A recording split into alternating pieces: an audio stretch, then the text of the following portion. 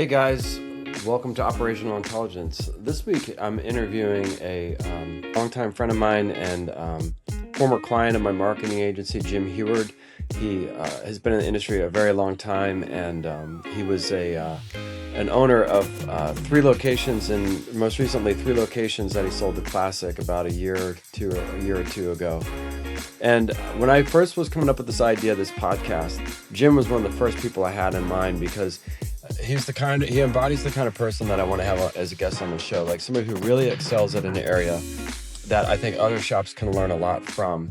And so I was very excited to finally get Jim on this episode. So today we're going to talk about throughput, cycle time, and scheduling. It's a big challenge for shops, no matter whether the car count is light or not. You still have scheduling challenges. And Jim's one of those guys that like a conductor, an orchestra conductor, was just out there in the morning just conducting traffic and getting this car to here and here and just setting up the day. And I think shops can learn a lot from how Jim Huard had to do things at his shop. And so we cover that pretty extensively in this episode.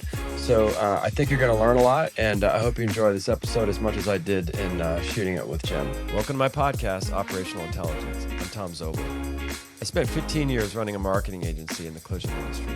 I sold it, and now I build AI tools at the Hero Group to help shops run better. My favorite part of my agency was never discussing marketing, but it was spending time with the shop owners on the phone and on the shop floor, learning what they were dialed in on and what they tried and what they failed and what finally worked. The world does not need another collision podcast full of generic industry talk, so I'm doing this one my way. It's all about owners teaching owners, one episode, one topic, and one operational lesson that you can take back to your shop and use. And seriously, what is it with all these marketing people turned podcast hosts anyway? All right, so we'll just start here. So Jim, give us a little bit background on yourself, like who you are and how you got into this collision business. All right. Well, my name is James Huard. I started in the industry at my father's shop at the age of 15. Coming in on summers, sweeping floors, washing cars. And I began to have this love and affinity for what I was seeing. My dad was a body man until he was 40. Then he took over the family business. But watching my father as a tech was amazing. He was probably one of the best I had ever seen. So I asked him, I said, hey man, I would really like to do this. He says, no, we don't want you in this industry, period. I want you to be a doctor. I want you to be a lawyer. I want to pay for an education for you. And when I heard that, I just went south. I'm like, no. So I did as bad as I could in school and got in as much trouble as I could so I could stay in that industry. Now, I'm not saying that industry doesn't have intelligent people. It does. I consider myself to be very intelligent. So much so that I've achieved quite a bit in the collision repair industry. But that's where I started. It was amazing. I stayed with my dad as a car detailer, paint prepper. Started in paint. I did not like it. Chemicals were just killing me. So I apprenticed as a body man for a couple of years. Then I became a tech. I teched for 2 years, and then that's when everything changed. I would get incredibly frustrated not being able to make the money I wanted to make.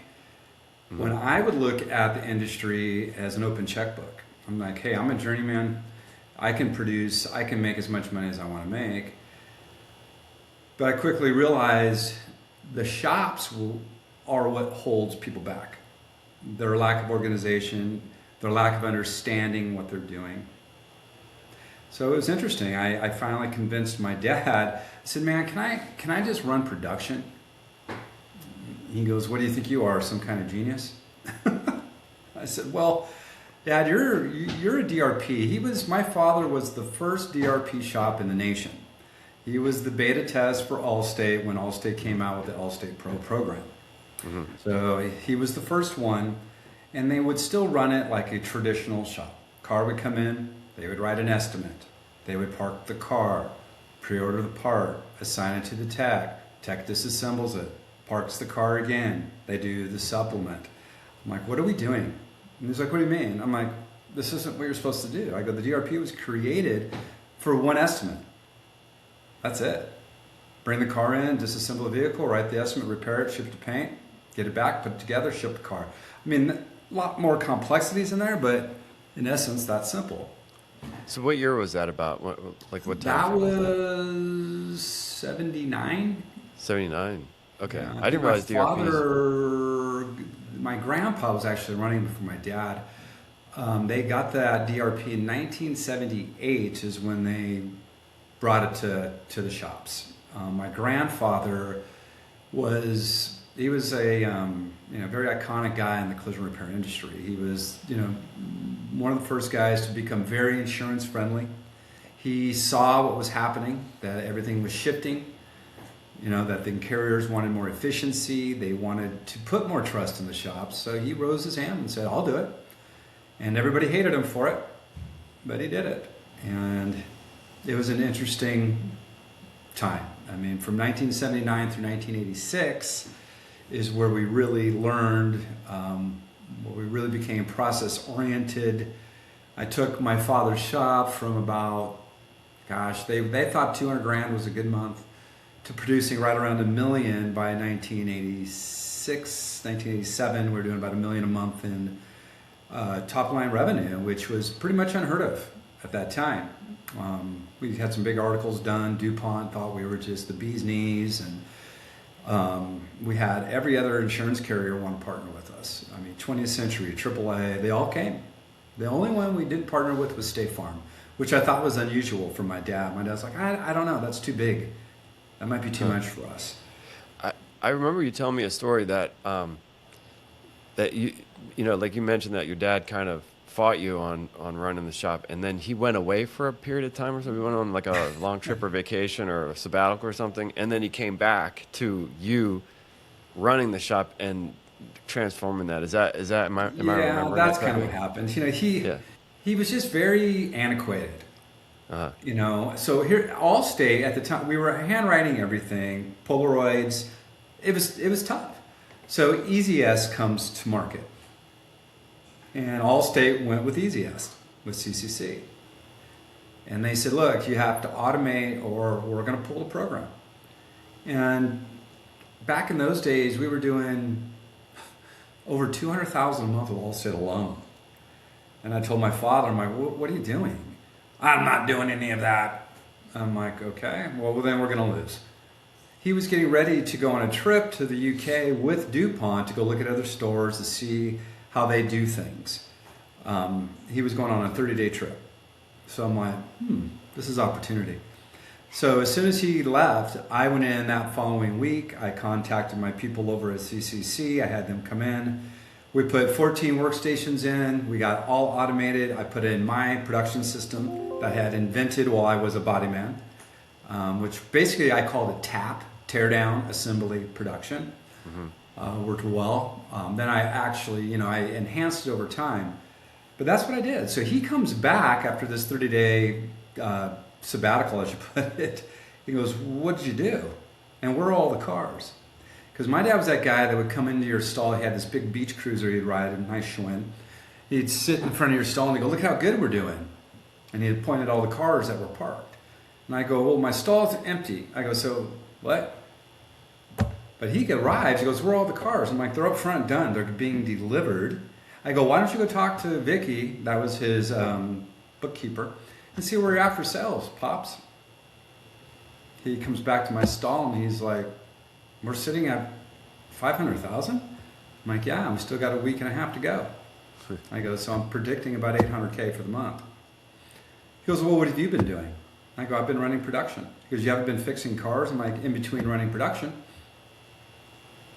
He's like, "Wow." I'm like, "Yeah." I go, "Can I have the production manager's job now, please?" He goes, "No, you got to be an estimator first, and then you'll be a production manager." Okay. Well, that's what I did. So I started writing estimates for him. I actually took the Allstate account for him, and I cranked that up. I'd write upwards of 25 to 30 sheets a day, all handwritten. I got Allstate up to about 300,000 a month, and I was still running production while I was writing. So it was pretty cool. So he finally decided to let me run the full thing, and I did that for, not very much longer, because I was being recruited by this guy, Warren Person, that wanted me to come and run his shop and his dealer. So I left my dad at 24 to go do that. I stayed with Caliber for 10 years, had a great time. And then Eric Bickett, He owned Fix Auto USA, and he also owned a couple of corporate stores inside of his network. He was asking me to join him, and I was a little reluctant. I didn't know Eric really. Then, of course, David Goldstein was like, yeah, you don't want to join him. And, of course, wanted to put as much, how do I say this right? He wanted to put as much in my head to make me think twice. Let's say that. Yeah. But Eric is a good guy, as intelligent as they come. Met with me numerous times, and he offered me one of those Steve Jobs packages. I don't know if you ever heard of what Steve Jobs would do to get his executives. He would overpay you, give you the world, and lock you down. So when I looked at this offering, I'm like, you serious, dude? If I was to turn it down, I'd be a moron, Tom. Just a moron. And I was at my end game. Cal, I was tired. I mean, I did a lot for them. And I wanted to move up, and they didn't want me to be in a polished position. I'm not a very polished guy, especially at that time. I'm pretty rough around the edges, as you know. You've seen me in action. It took me a long time to become a polished presidential type of guy. Eric is the one that made me that guy. So I left. I did. I left David, and that was kind of it wasn't the best divorce. It could have been better. Dave and I would say we both had tall confidence and personalities. So he wasn't really enchanted with me leaving, and I did. And some people left and came with me against my will. They came. I didn't solicit. I didn't offer them anything. They just picked up phones. We want to join you. So they came, and he didn't like that, and I don't blame him. He got pissed about it. But I came in at the same time that Eric was bringing in Paul Gange. He brought Paul in to be his CEO of the network of the franchise operation. And Paul brought a gentleman with him, Tim Clark, that was with USAA, that had left USAA. And Paul was able to get our first insurance contract through USAA, and then they brought me in as their operations guru to run the corporate side. So we took Eric's, I think he had 2 at the time, we grew that to 10 corporate locations. We were generating a little over 40 plus million a year in revenue. It was a great time. That's when I really got to put all my processes into play. I was the vice president of operations, working right next to Eric and Paul for our stuff. Eric and Paul would ask me to go help independent owners. That was fun. We were literally probably one of the best regional MSOs within Fix in the U.S. It was quite a journey. So I did that. I stayed with Eric for a decade. It was another 10 years. Then Eric wanted to sell. He was getting to that age. He's like, I want to retire now, man. It's time. He didn't retire. He's back in the business course. We sold out. That was right in 2020. So at that time, I was like, what am I going to do next? I was pretty set. I was like, should I retire? What should I do? My wife's like, no way. No way. So that's when I reached out to the industry, and I contacted some friends. I contacted Exalta, PPG, and my insurance partners. Where do you guys need a good operator? And the big guy said, Queen Creek, Arizona. It's the fastest growing city in America. No one can keep up, and there's zero performance. None. They pound their chest in Arizona. It's the wild, wild west here. We do what we want, and take it or leave it. We want somebody that's insurance compliant, insurance friendly, that'll go and do what we need you to do. I'm like, okay. So a gentleman by the name of Dennis Keneally, he was with Exalta at the time. He knew a gentleman by the name of Bruce Painter that was getting ready to shut his shop down. He wasn't even selling, just shutting it down. He was going to lease it to an off-road company. He got me in contact with Bruce in the nick of time. And Bruce's son, Jesse Painter, just a phenomenal young man, badass collision repair tech, one of the best I've ever worked with in my life. Still see Jesse to this day. We connected. We loved him. We all three just fell in love. All of our stories were the same. Third generation collision repairers, our dads. It was amazing what happened. So they sold this body shop to me at a price that most people would just scratch their head. What? They gave me the cheapest rent under the sun so I'd be successful. We renamed it Painter's Auto Body to Painter's Collision Centers with the intent to grow to multiples. Within you were part of that time. Yeah, that's when I enter the equation. Yeah, You know, as you the were our painter. guy. I mean, what you did for us was just phenomenal with Stratosphere and your organization. Just between bringing on my big partners, State Farm and Geico, and everybody joined us immediately. Well, State Farm made me wait 90 days, but with the promise they would come. They didn't want Yeah, any turnover. And then with your marketing strategies, that company was producing, we were doing 300,000 a month in the first 3 months. Within 6, it was doing 450s. Within 8, we were doing 5. The average sale turned out at 600K. It did 600K for into perpetuity in the next 3 years, like it was nothing. Then we bought the second store, Chandler. Then we bought Apache Junction. Then we created our ADOS hub. We were generating close to 20 million a year in revenue, and we had some of the highest EBITDAs. I hate that term. I think EBITDA is bullshit. But our net numbers were 23%. yeah, that's So good. with best KPIs in the industry. There's nobody better than painters. No one across the nation could touch us. And Yeah, I'm not bragging. I'm just saying that's what happened. You yeah, know, my processes are solid. I've learned from some of the best in class. yeah, So we sold out to Classic Collision January 12th of 2024. Now I miss it. I yeah, genuinely miss it. yeah, I've been doing some other things in motorsports, dabbling with all of that. But that's where I'm at, you know. And yeah. Tom, I want to thank you on this podcast. I hope it gets out there because you were instrumental in what you did for painters. Well, You thanks. were just phenomenal. You I know, really enjoyed working with you, and because you were a guy that like try stuff, But absolutely. not everyone's like that, Not, as long as it worked, you trusted it, and then the next thing I handed you is like, hey, we want to do this video, we want to do this, do that. You're like, bring it, let's do it, And so I loved coming out to your shops. I loved watching you in action. I loved learning from you. I learned so much from all the things I'm doing now come from the time spent with guys like you and coming out to That's your shops awesome. and sitting there and watching and observing and asking the questions and sitting in your office and asking the text and all that stuff. So, which is a good transition now to the topic at hand, which is, the purpose of this podcast is to, like I was telling you, I'm just sort of the conduit. It's owner to owner. So something that I saw that an owner really excelled at, and I have a very strong vision. I'll tell you in just a second. But like something that an owner really excelled at, that they were passionate about, that they were just super talented at, that they could see around the corners that other people just can't, other owners just can't see that the way you can see it. And so I want to focus on that topic and that topic alone, and we just dive deep in it so the next guy can learn. Like we've covered close ratio, we've covered, company culture, we've covered, how to be the only independent amongst DRPs, all these kinds of things.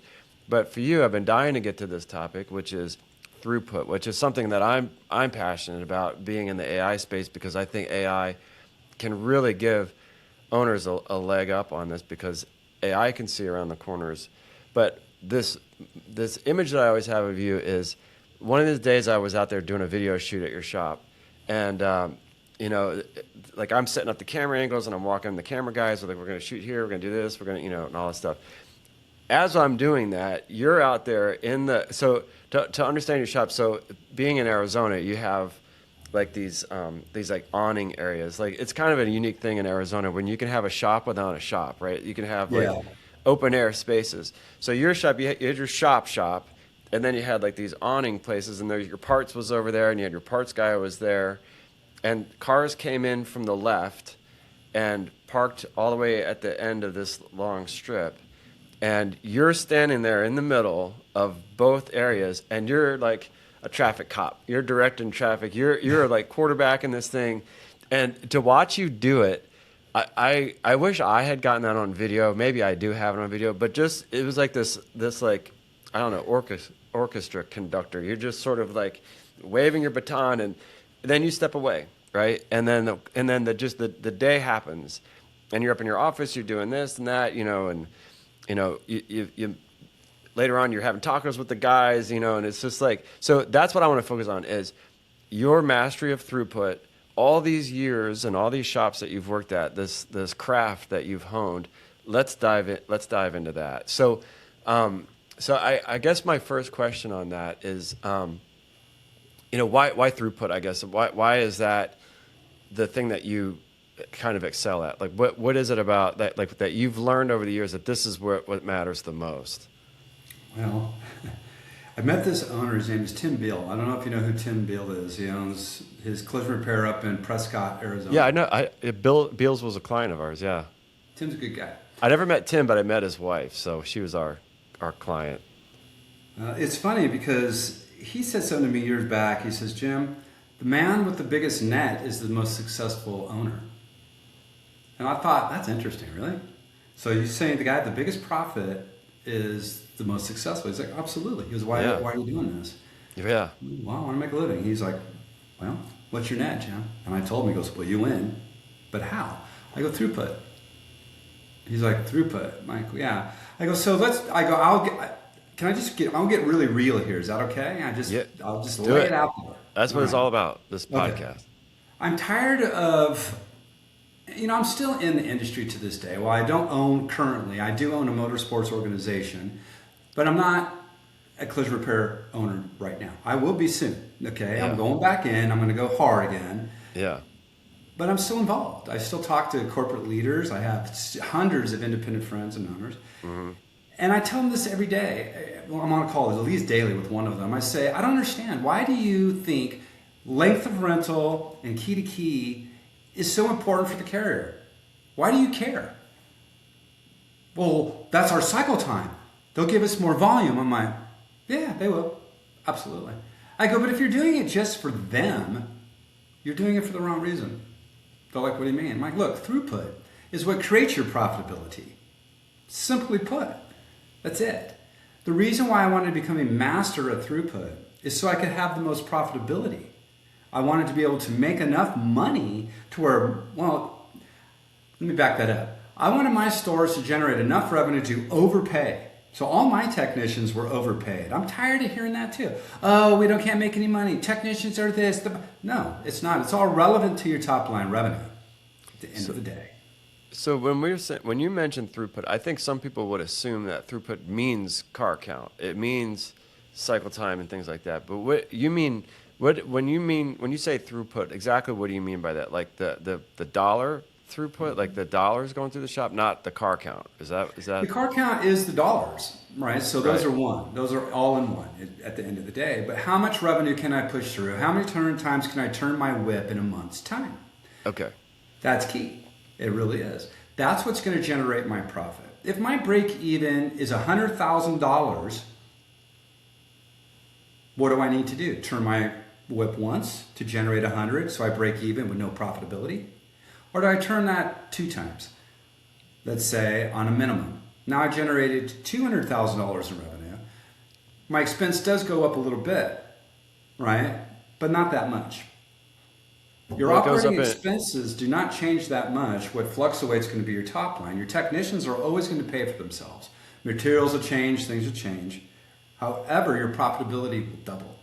Well, your expenses go up, but it goes up in relation to the sales, right? The percentages should be about the same, right? Parts are about 50% of the bill, paint materials. So one car, 100 cars, it should still scale, right? Or does it? Exactly. Or do the economics change? Yeah, okay. Exactly.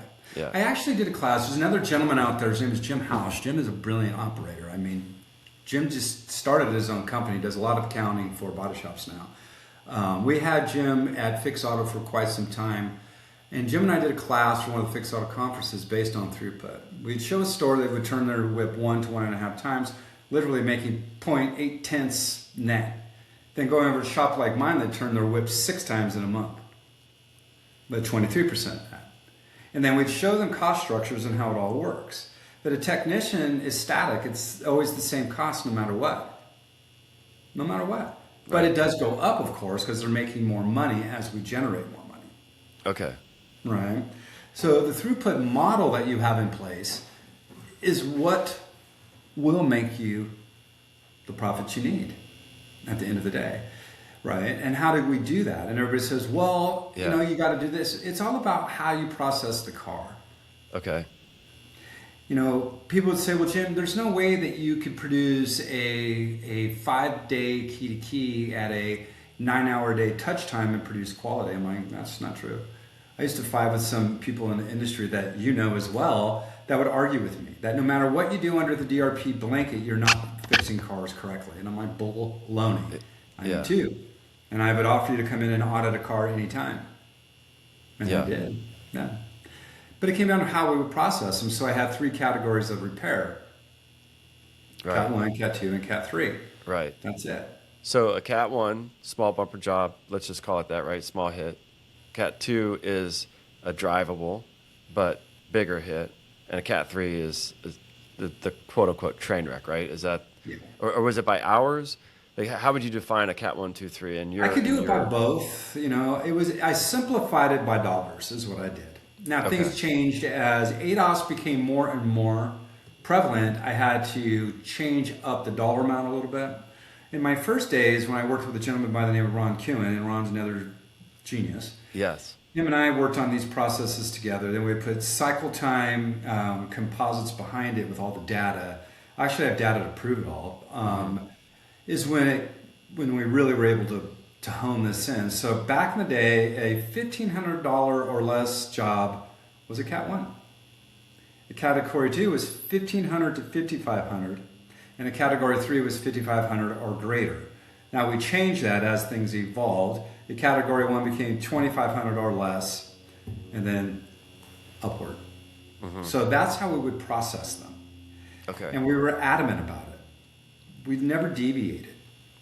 And so you categorize them. That's a fairly easy thing to do. But then what happens next is the magic, which is how you fit them into the schedule, right? Was that the, and then, tell me more about that. So, because I know Ron's, I know Ron's kind of model. I used a lot of his advice in building my AI scheduler, but let's, I want to hear it in your words, like what you did. Well, people argue with me, I will always argue back that WIP management is key. A shop can only handle so many Category 3s at a time. So we had our set where we take 10 Cat 3s a month. That's really it. That's when we were at capacity. We couldn't take any more of those, or they would just sit. Now, as I added more locations, I just load leveled them. Right. But prior to that, I would send them up the street to Caliber, or I'd send them to Crash Champions. And people thought I was crazy. They're like, you're losing all that work. I'm like, I'm not losing anything. I lose nothing. As a matter of fact, I keep a lean, mean, efficient operation that way. And I go, Caliber's not mad. They want the work. Crash isn't mad. They want to work. And my partners are happy because I'm not trying to hoard it. Yeah. And say, I can take it. And then I create a downswing in LOR. Yeah. A downswing in CSI. What does the insurance carrier want? Insurance company wants retention of their insured. Simply put, they don't want to lose their customers. Right. But they lose customers when body shops don't perform. So WIP management is key. So I was very adamant with that. I sit with my partner leaders and I say, hey Tom, I'm only going to take in from your company probably 3, maybe 4 major hits a month.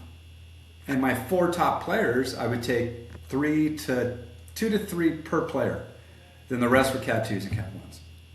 Yeah. So, but you had like literally a set number on any given week, right? Would you look at it weekly, daily? Like how would you determine when to stack, like your model for like 1s, 2s, and 3s? We never turned away a 1 or a 2 ever. Yeah. We take so those you grabbed every one of them. Okay. Every single one. It just didn't matter. Sometimes we wouldn't even schedule. That's how efficient we were. Right. Because as soon as that Cat 1 would come in, and the way I set up my technicians, so I had one big team, and then I had 3 other independent operators in the store. So I had 3 individual techs, then I had a team of 5. Okay. So the tech team of 5, those guys were the animals of that shop. Now, all of my shops had the same setup, though. Every single one, I had the same adoption in there and how we bring them in. So the team of 5 were literally handling all Cat 1s. Okay. It was insane. They would handle about 20% of the Category 2s, and then they would handle almost every single Category 3 as well. Okay. Now, when that team got to a point where they were too loaded up, we would move some of the Category 1s over to the other 3 guys. But the other 3 guys, the majority of what they were doing were Category 2s. Okay. That's how that worked. Now the team of 5, the cat ones were such quick work. They had one guy. That's all he did, and he was prepared all day, every day. I did the same thing with Caliber Collision in Santa Monica. I had a team of 3 guys, and that's all they did was the category ones. Nobody else could touch them. Did it create friction in the shop to start? A little bit. But once everybody saw what it did for the shop, now they could process a category 2 and even process category 3 faster because they weren't as distracted. It just seemed to work very well. So the big argument was the pull. Pulling people off. So for example, if I have my team focused on, let's say there's no category 1s that day, it's 10 o'clock in the morning, they're all focused on cat 2s, cat 3s. If a category 1 came in, very rare would I schedule it. We just take it. Tom, drop it right now, give us your keys, we'll have it in production in 30 minutes. We had time standards to everything. Now it sounds chaotic, I know, but it really wasn't. We honed it in really tight. So a car get dropped off, it would be with that team within 30 minutes of arrival. That category 1 tech would jump off what he was doing on those cat 2s or cat 3s and he'd just hit that car hard, get it disassembled. Now remember, a category 1 repair is 5 parts to 0 parts. And what do those parts look like? A headlight, maybe a fender bumper. But the majority of it was repair. Our repair to replace ratio was 74% repair versus replace. Mm-hmm. We repair as much as we possibly could. In the time of the repairable tech, they're not around like they used to be. And if you have a guy that can repair anything, hold them close to you and keep them as long as you can and have them train people. But that's how we did it. And it just worked phenomenally. So you had a set ratio of like category 3s and the same for 2s but not 1s. You would just take all the ones you can get. But did you have a number of 2s, like say 20 2s in a week or something like that? Or because I know what Ron told me is that you come up with this sort of number of this many 3s, this many 2s, this many 1s. And then you try to always achieve stasis of that. So like, if you take 10 2s and you got 8, you need to be trying to get those other 2 in there. That's at least what I got from Ron. Maybe I'm saying it wrong, but that was what was kind of my big takeaway. It was like, you got, like if these are jars and you try to always keep the jars full, and that's how you determine what comes in. And that's what keeps that throughput always moving properly. Is that right? Do I have that right? You do. That was a big piece of it. We had to keep our thumb on it tightly because sometimes we would overload, and overloading the shop, that gets. So we were very, very cautious on bringing those in as well. But we could probably do 20 to 30 category 2s a week easily. Mm-hmm. Easily. Now remember the internal throughput of the shop. Tear down assembly production and how we would do it. It was quite remarkable. These category 1s were painted the same day they arrived. Right. So if that car got in at 7 in the morning, that car was painted that night and was built the next morning. The category 2, when it hit the paint shop at 3 o'clock in the afternoon, and people would always argue with me, but I would do a lot of batch priming. Yeah. They're like, no, and I'm like, no, this works. Why? Because I'm going to have everything primed at the same time. And then all these cars will be prepped, bagged, painted tomorrow morning. They'll all be back in for reassembly tomorrow afternoon about 1 to 2 o'clock. And because you repaired so much, parts wasn't an issue then, like parts timing, parts delays. Okay. Yeah. So we were during the COVID thing, we kicked ass. Yeah. So did you use like the flatliner systems and stuff, and you had all that equipment to repair? Oh, and yeah. Yeah. So do you think that was probably one of the big unlocks to your throughput? Was to be able to like a high repair versus replace? Yeah. Okay. Yeah, because parts is, somebody listening to this may be asking themselves, yeah, but what about parts? Like I can't, maybe I can't get parts in that festival. I can. Little shops, they struggle. Yeah. A lot of my shops are right in the metro areas. I've got all the Earnhardts, all the Penske's. I got everybody around me. Yeah, you're in a big metro, so that helped a lot too. Yeah. And in the California market, the processes were incredibly successful. I ordered parts out in 2 hours. Yeah. So that was huge. And then, so your techs, the other thing I see a lot of shops do is like the guy gets a car, he stays on that car, but you would pull people off. Somebody would maybe start a car, but another guy would finish it. Do you think that, no, that's not the case, or that is the case? Same tech finish. I just pull them off the job to do a teardown or do an assembly. So teardown, assembly, production. That's what Ron and I would argue about that a lot. He's like, well, if you don't have all the parts, why are you starting a job? I'm like, what are you talking about? I go, if I don't have a quarter panel, all I need is a cut sheet.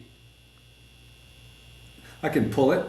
I can cut the quarter off. I can get all my metal flat, cleaned up and prepped and ready to go. What do you mean? Down with that quarter panel lands, I'll have the thing welded on and in the paint shop in 4 hours of that panel arriving. Versus right? what? What's the alternative to that? Versus just letting the car sit there until all the parts arrive. Okay, so then what's happening while you're doing that, your whip is stacking. Yeah. Now you have a car that's delayed. It doesn't make any sense to me. So everybody would argue with me. So who is in your shop? Was that you doing that quarterbacking? You determining, hey, we're going to do this? Or did you still have your production manager? It was Marvin, right? Was that your production manager? No, Marvin was one of my later men. Rob Collins was my that's right, my right hand. So I trained Rob. I brought Rob with me here to Arizona. Rob was a very skilled estimator, but he just had a great big personality too. I trained him. So Rob became my regional manager, and he oversaw all my locations, but he was my guy. I mean, him and I think alike. We have the same personalities. He's like me. He's highly driven, up early, bed early. He likes to make money. He's one of those guys. So he was able to take my process and really wrap it around his brain. He understood it. Yeah. So, for example, you're a technician for me. You're a standalone tech. You're currently working on 2 Category 2s, 1 Category 3.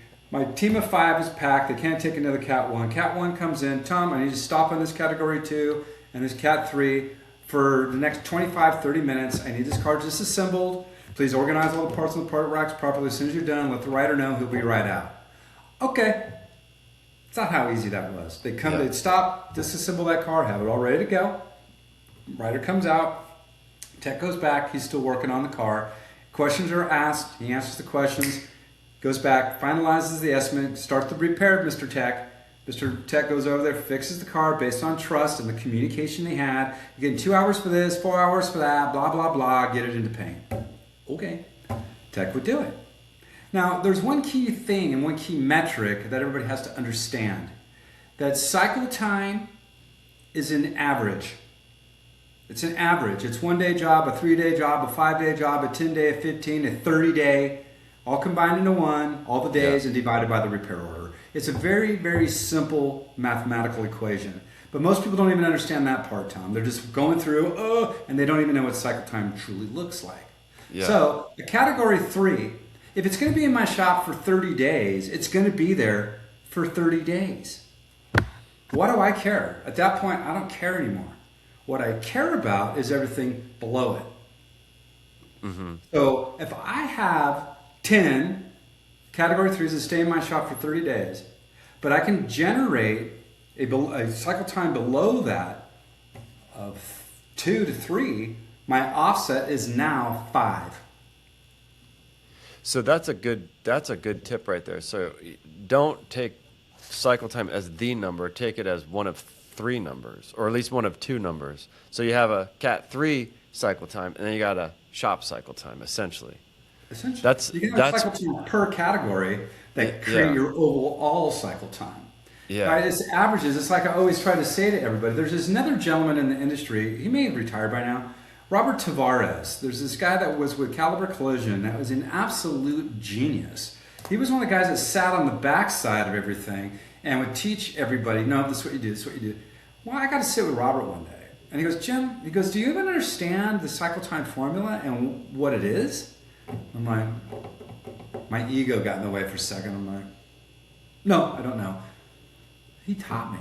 And it was and once he did, I'm like, really? This is easy.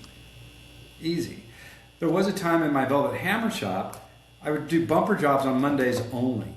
They would all be pre-painted over the weekend. I had my painter come in, he'd come in and paint 30 bumpers. And we saw all bumpers on a Monday. And all those cars had an average of 10 hours labor on them or more. And they'd all be produced in 1 day.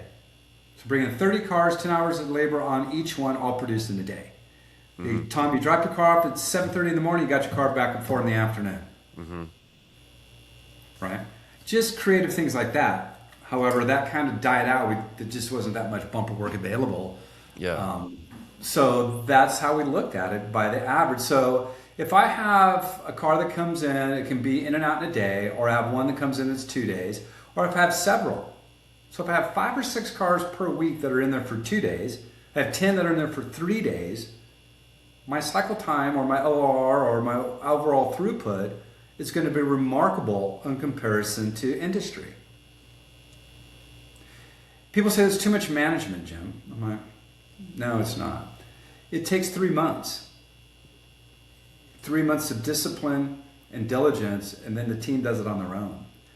Why? Because the technicians make more money than they have ever made. The estimators make more money than they have ever made, and so is the manager. Mm-hmm. So Right? they self-police after that. Absolutely. Yeah, they get. I'm in the game to make money. I'm not in this game to sit here and bitch about what I don't get. Yeah. If I don't get it, it's on me. It's on Yeah. me. It's on no one else. Yeah. It's remarkable how it works. I could do the cycle time formula. It's just interesting how it works. +4 +5. I'm just going to do this and put it up on the screen real quick. Okay. I'll add it to the show notes too here. That'd be cool.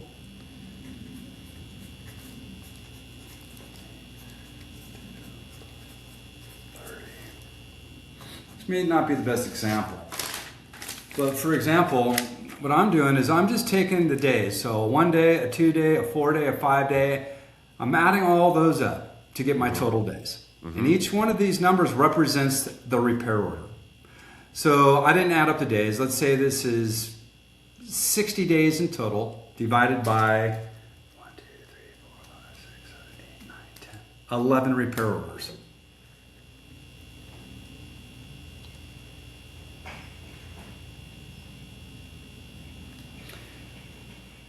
That would be 5.45 days. So each one of those numbers represents how many days in the shop that car would be? Yeah, so 1 day, 2 day, a 4 day, a 5 day, a 6 day. The 7 day, I would say, doesn't need to be there for 7 days. Probably 5. Mm-hmm. Why 7? That's an estimator that didn't do his job, right? So I would go back to my guy, Rob, and say, hey, Rob, that 7 day, get it done by Friday. Please don't let it go for the weekend.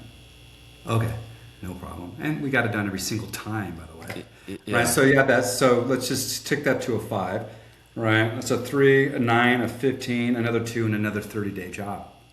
Yeah. But that 30-day job, it stayed in there for 30 days. And I think everybody's starting to understand what I'm saying now. That stayed in there for 30 days. It didn't matter because I still produced a 5.45 day CT based on these numbers here. Right. But the real caveats are the 1, the 2s, the 4, the 5s, the 3s, and the 2s. Right? Yeah, it's real simple. That makes a lot of sense to me. Yeah. So, and then parts delays. I know a lot of people are going to be listening to this and be like, "Well, what about parts and that?" Because I know. Oh, they always use parts for the excuse. Yeah, parts and then insurance. Pushback. So, my question is: so now let's say that's a DRP. What happens if you're an independent? Does it make a difference? Like if you're an independent, absolutely. And two things: either you don't have the luxury of being able to pick and choose all those different cars and things like that because you got to kind of take what comes your way. And if you are more of a replace versus repair shop, how does these formulas need to change for a guy like that might be listening to this? That's a great question. It really is. You can apply the same type of cycle time formulas or throughput formulas to non-DRP, you can, or part-heavy replacement shops. It comes down to how you're stacking it and how you're bringing it in. But you did say something key here. You said, what about the ones that don't have the opportunities like the DRPs do with all the smaller work? That's difficult. It is. And that's when you have to get super smart on what you're repairing versus what you're replacing. Mm-hmm. What type of technicians you have in the building, and how you're equipped. That's when having repair techs are vital. We're vital. So then estimating must then be a key piece to that, right? So your estimator needs to be able to make those decisions, who is not only conscious of what does the car need, but what does the production need, right? Absolutely. Did you connect those dots in your shop so that the estimators knew what the production Absolutely. needs were? How did you do Absolutely. that? Was that Well, a they daily understood the meeting? process. They understood category 1, 2, and 3. They knew that no matter what they were doing, it did not matter. If they're writing a category 2, they stop everything. It stops. Everything goes into freeze. And that category 1 is literally, I used to call it party time. You probably heard me say that. Party time, I'd say it on our radios. Category 1, party time. And that started, I have my CSRs doing that. Category 1 just dropped, boom, everything stops. Category 1, boom. I always ran with 3 writers, so I always had somebody that was probably available. But that's how we did it, and they understood the process at a very high level. So did they have any kind of metric? Like, so let's say I'm one of your estimators, and I get, it doesn't matter, 2, 3, 1, doesn't matter, and I'm writing this car, and I'm thinking about this both as a DRP and if I'm an independent, and I really need to kind of like think about repair versus replace and things like that. Was there a number where I was looking at to know we need this for here, and even to be able to schedule it in on these days? Like Absolutely, yeah, absolutely. Now, that's where things get a little more complex. yeah, So you would see me out there. I called it my production drop line. You saw me out there coordinating, earlier in the mornings before we would have our actual production meetings. uh-huh, So our production meeting would start at 7 a.m., right? And we have our key techs and our writers, everybody's in that room. We had 3 a day. So the first one started at 7 a.m. Now that was a full-blown leadership meeting, KPIs, sales, gross margins, and then every single car was looked at, right? So we would go through and we'd say, okay, we're ready. We can take in 4 category 1s today. We can take in 2 category 2s based on what's being delivered. okay, That's how we did it. So out and out in. yeah, So okay, we would deliver an average of 15 cars a day, okay, every single day like clockwork, right? You didn't see me doing hockey stick production. At the end of the month, you're going here and that's not how it was. Our production Right. was very consistent, right, yep, right? But I'm glad you brought that part up. So everybody's probably going, well, what? Yeah, those production meetings were key.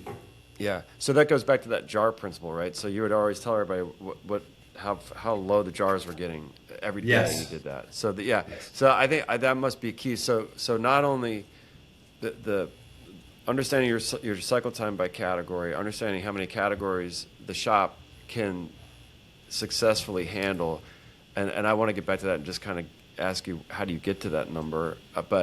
But then also being able to communicate that daily, upstream or downstream, whatever you want to call it, to the estimators. So as they're writing these things, they're writing it not only like they're thinking about, when do I bring this car in, when does, and all that kind of stuff, so that they're kind of controlling the beat of that drum.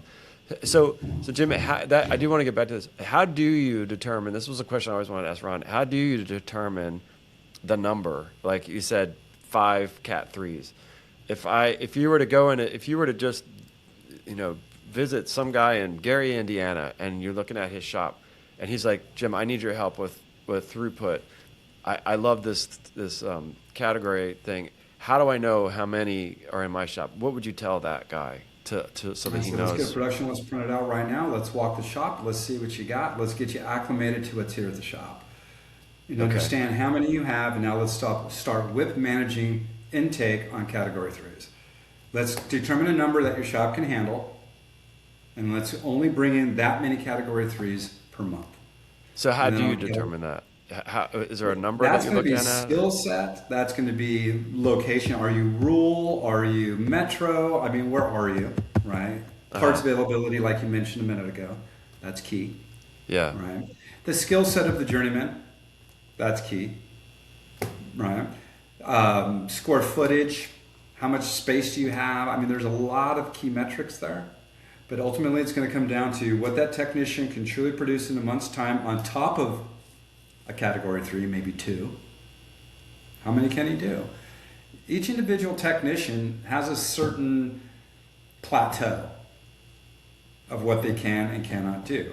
How many times can they be disrupted in a day before they actually get a bad attitude or whatever? The ones that I've worked with and the ones I bring in, I teach them that up front. You're going to be interrupted throughout a day. You probably will not have any peace in the day until 3 in the afternoon. And that's when you can laser focus on whatever you want to focus on. But the majority of the day is going to be disassembly first in the morning. Secondary is going to be assembly. And third is going to be production. Okay. Right? So today, we're delivering, each tech is delivering 2 category 1s, 2 category 2s, and we're actually going to get rid of 3 category 3s today. So tomorrow, we can bring in 6 category 2s, 6 category 1s, and 1 category 3. Did I say that right? I try, if I go back and read the numbers. I might have my number wrong there, but that's kind of how we did it. Yeah, but you get the idea. There was no true, there's not a formulated science to it. It came down to literally day-to-day operations. Yeah. And then once you do that consistently, it becomes the fiber of the shop. Yeah. And that was the beauty of it. I do have a lot of this documented in black and white. But like I said, it's always the argument out there. Even corporate America would argue with me about it. They say it's too much management, we have to figure out how to make it simpler. I'm like, okay, whip manage category 3 and take everything else in and just deal with it. That's up to you guys. Yeah. Or do you guys want to do it based on hours you can produce in a week's time? How many hours can a tech produce? What can he really do? But I guess what? A tech's ability to produce hours is going to be strictly dependent on how quickly they can write the sheet, how fast they can procure the parts. Yeah. They're dependent on that. They're only as good as the people around them. And that's a key thing as well. Yeah. You go interview most technicians, and the biggest thing they're going to say is estimators are disorganized. I once talked to this gentleman, his name is William, I'll never forget William. He owned a shop in Oregon. He asked me to come up and consult. He has one tech, has 20 jobs assigned to him. 20. Yeah, that's insane. One of the jobs is a bumper job that had been in the facility for 15 days. Oh my God. And he had several bumper jobs in the facility for 15 days. So I grabbed the tech and I grabbed Will and I go into their office. I'm like, so tech, explain to me how you feel right now. I feel overwhelmed. I can't manage any of this. And I look at Will, I'm like, who's managing production? Who's telling this guy right here what he needs to do today? So, that said, you got a list every day, Tom, what you have to produce, what needs to go to paint, what's being shipped that day, and teardowns were done as they came. But you literally, you know how CCC works. I could give each technician their own production document and have every single car assigned to them. 1, 2, 3, 4. We'd itemize it out that way. Same with paint. Mm-hmm. Same with everything. Yeah. Everything was numbered out, processed out. It worked beautifully. It's hard to really sit here and go through it. If I had some whiteboards and I had a day's worth of time, I could sit in front of a group and I could really, really hone this in and really get it to work in your brain. Yeah. Some people are going to listen to this and go, oh, I get what Jim's saying. Some people say, that sounds like a cluster F. And somebody says too much disruption in a day. And I'm going to say, well, my numbers prove you're all wrong. Right. I mean, and shop after shop and group after group, Fix Auto, Caliber, these are not unknown chops, right? You've proven this as a turnaround formula. The regionals, once they learned this, they were blown away. They would go and implement it. Like I'd have a group of regional managers working for me. I'd put them in rooms. I'd find one shop, then we'd go into the big conference rooms and the whiteboards, and I'd use that shop as my training ground. And I said, this is how you do it, and this is the view. They're like, well, I go, yeah. Right, today I get asked by leaders of MSOs all the time, well, you can't do this in scale. I go, absolutely can. Well, how? I go, it starts in a room. It starts with your VP, and it starts with all the regional people in one room. And everybody has to learn this via these boards and everything we're doing with, and then they have to go implement it. Mm-hmm. And then they have to hold their general managers accountable to it. But how do they get their general managers? They bring their general managers into one room, and they teach that group. Mm-hmm. Now, if you have 1,500 shops, and each regional manager is assigned 7 to 10, it seems to me like it can be done over a period of time. Some of the smaller regional MSOs, there's one here in Arizona, I just love them. I think they're awesome, and I think their leadership is amazing, and they're really starting to make a change. That's Kaizen Collision, and Vince Brock is amazing. He owned ProCare that he sold to Classic. I think that was the name. Vince is a genius, very, very smart. He's got small locations, right? 48 stores. If I was able to work, I go to work for Vince tomorrow. Yeah. And I would work with him and Sam Winters, his COO, and Sam's an amazing guy. I would go work with those guys, and we could get this implemented to all 48 of their stores within a year. Mm-hmm. Then they would have the best performing locations in the nation. I can promise you that.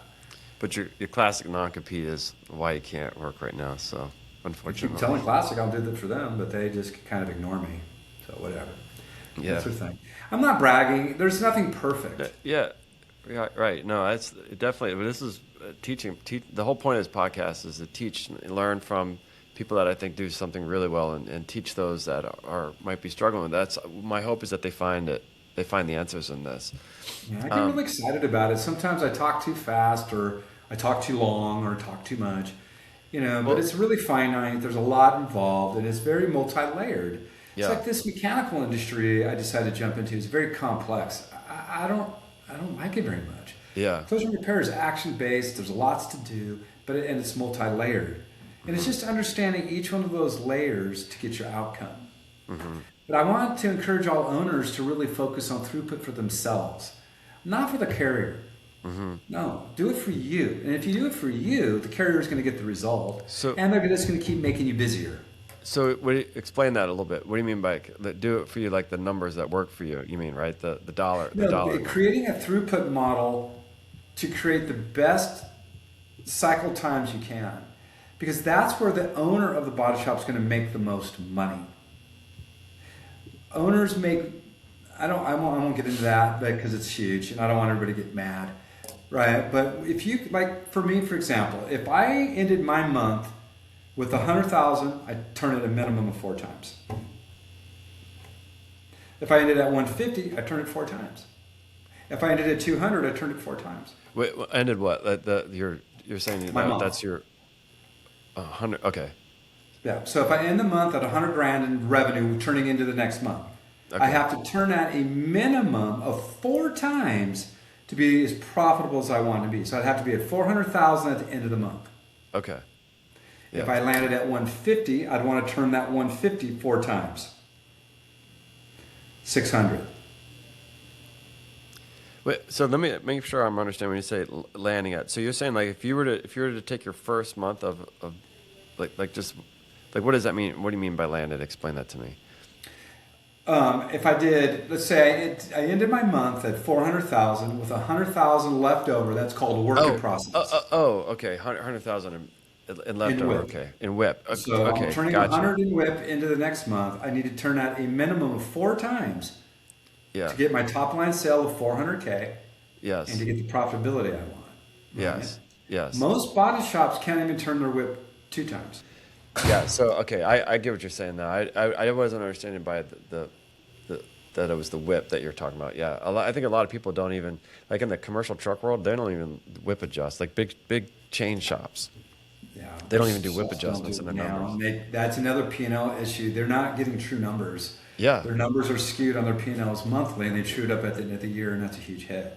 Yeah. I recommend doing WIP adjustments monthly, having an accounting team that is excellent to your business, and administration has to keep up. Administration cycle time has to be just as fast as the car's moving. Yeah. That's a key piece. Ron Kuhn will say that all day long. Yeah. It's key. Like I always ask this question, like if you were to teach a master class in this, so is there anything we left off? Like, is there anything, like if you were to teach this to the next shop owner, whether it's an independent, a DRP shop, an MSO, doesn't matter. Is there anything that we didn't cover that should be? Absolutely. Okay. The people. The right people. Okay. That, hire slow, fire fast. It's a big thing. Corporate America was so afraid of me because of that thinking. I'm a big believer in upgrading. Collision repair is like a Super Bowl football team. I mean, either you're the best or you're not. You know what I mean? And people are everything. Everybody says, well, Jim, how did you create these cultures? I'm so tired of hearing culture. What's your culture? Is it a soft, pat your ass culture? Or is it, what are you guys here for? Yeah. So I would teach people that. I'm like, what are you here for? Are you here to make money or complain all day? I'm here to make money. Yeah. I go, awesome. So you're going to come to work for Painters, Collision Centers or Fix Auto or Caliber, and you're going to grind all day, right? I'm not going to hear a bunch of whining all day. Nope. I'm here to make money. I'm like, okay. I'm like, what do you think you should make per flat rate hour? I don't know. What's fair? What I want, Jim, is hours. Load your shop. Get the best people. It's about the people. The people will create your cultures through your dedication to them. Mm-hmm. Me being an ex-tech, that's how I did it all. I created my cultures by saying, hey, Tom, I got one for you. What? There's dignity in labor. You'll make more money doing this than you will getting your college degree. You're going to make more money than you've ever made in your life if you just follow my way. Follow my way. Be a leader. Yeah. Lead people to it. Make them understand. Hire the right ones and ask the right questions. Accountability, genuinity are key. And tell those people when you're interviewing them, everything you said today, Tom, if it's not true, less than a month from now, you'll be back up in this office having this conversation with me, and you'll probably be unemployed if it's not true. Yeah. I don't care what you say. Another thing, too, that you did, I saw personally firsthand, was some of your young techs, when they started making some real money, you would mentor them on what to do with it. So then they weren't stupid with their money. And I think that was really a key piece. So speaking of the leadership of it, like you set an example, not just how to make the money, but how to build wealth with it. And I thought I always admired that, with you. So I think it's important, Tom. I always do tell everybody, look, I'm an ex-tech. I just happen to have this brain for logistics, moving pieces, and people. So I tell everybody, you want to create the best collision repair facilities, get the best people. Now, they don't have to be highly trained. They don't. As long as they have an open mind and they want to learn. Look at, you saw what I did. I still have one of them now, works for me. His name is Ian. Ian's great. He's joined me when he was 18 years old. This kid couldn't even put on his shoes correctly, and he was scared of everything. He became one of my best journeyman techs. Yeah. They just follow me everywhere I go. My son, I got tons of them. But these young people made the show. But I also had A+ journeyman techs. Yeah. But I recruited them through A+ techs. Because A+ techs know A+ techs. That's the way that works. Yeah. However, first thing, Tom, first part of the interview. So, Tom, you're an A+ tech. Yep. All right. So do you know everything? And if they said yes, I did not hire them. There you go. And I would always ask them, be careful how you answer that. And they'd be like, what do you mean? I'm like, let's just go. Do you think you know everything? And in most techs, no. I learn daily. I'm like, okay, awesome. And you have an open mind, you're willing to do whatever it takes, and you want to make as much money as possible. I do. Okay. You want to be part of leadership, you want to be in our leadership meetings, blah, blah, blah. I do. Okay, awesome. Great. We're transparent. They got to see every single number, all the way down to profitability. Yeah. Big deal. And I mentioned 3 meetings a day. The big production meeting in the morning, another release meeting at 10. It took 15 minutes, another one at 2. Because we had a daily go list, and if one of those cars was going to drop off, that customer had to be notified. Because those customers were notified 3 days in advance that their car was going to be done on a Wednesday at 2.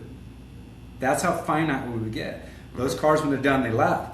That's how we were able to bring in the Cat 2s and the Cat 1s, because we were so diligent and strict about it. Yeah. The discipline was off the charts. Yeah. But people, Tom, to answer your question on that. Sorry, I could go forever on this stuff. Yeah. I almost kind of want to have you back on when we talk about whip. We might do that, because like the whip one is a good one. That's the whip adjusting. But Jim, I want to thank you for coming on here, and I think maybe we schedule another one where we talk about some of these other things that we kind of didn't get to on this podcast. This is going to be a lot of editing, get this to fit a time stamp. Yeah, well. But I again, always thank you for jumping on here.